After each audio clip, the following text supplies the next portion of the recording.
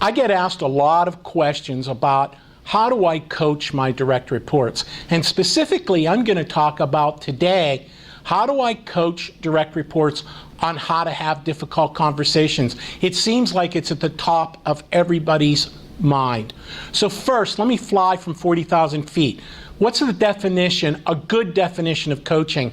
It's a formal process that uses one-on-one meetings to help team members develop their hidden skills and discuss issues so that we improve their performance. But there are times where people go into this coaching environment either with a good perspective or a not so good perspective. I want to give you both viewpoints so that you recognize it. From the person being coached, they can look at it from the good perspective and say, great, this is going to help me be better. This is going to help me become more productive. I get to spend some quality time with my boss. They always have great ideas and really help me to develop as a professional and as a person. The good perspective from the coach's standpoint, the person doing the coaching, is, hey, I get a chance to get them on track. I'm going to spend some quality time with them, and I get a chance to help the company and help them get better. But unfortunately, there's a not so good perspective, and I want you to be aware of it. From the person being coached, they could say, geez, another time I'm getting called to the principal's office. Now what's wrong? Oh my goodness, what a waste of my time. Could you just let me do my job, please? And the coach, when they don't have a good perspective going into coaching their direct report, say, I think I'm going to go into this and just tell them what to do. What a time drain this is on me. Listen, all I want to do is get in there and solve the problems fast. I just need to get in there and correct something and do it.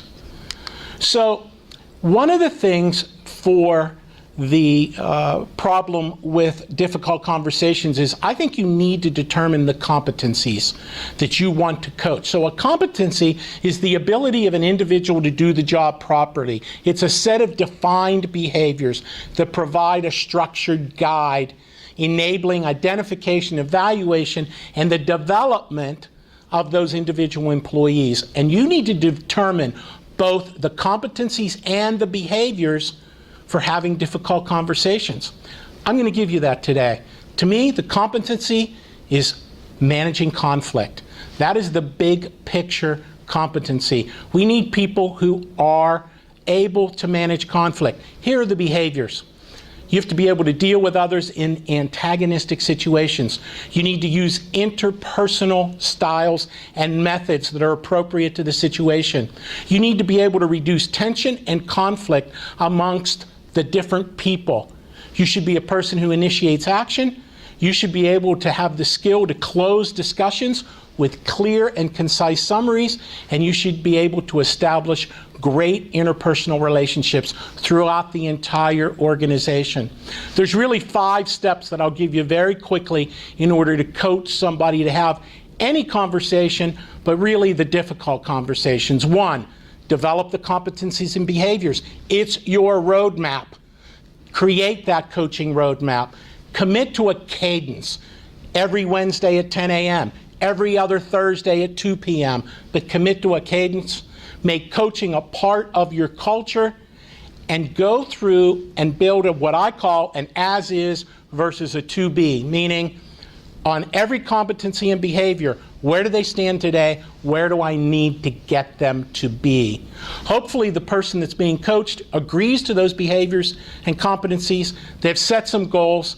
They're willing to fail. They'll be vulnerable in the coaching session, and they'll accept that actions change beliefs. If you'd like to do a deeper dive into this subject, come to our next event and look at the link below. This is Len Petrin-Costa for the Leadership Quest, and that's your Leadership Tip of the Month.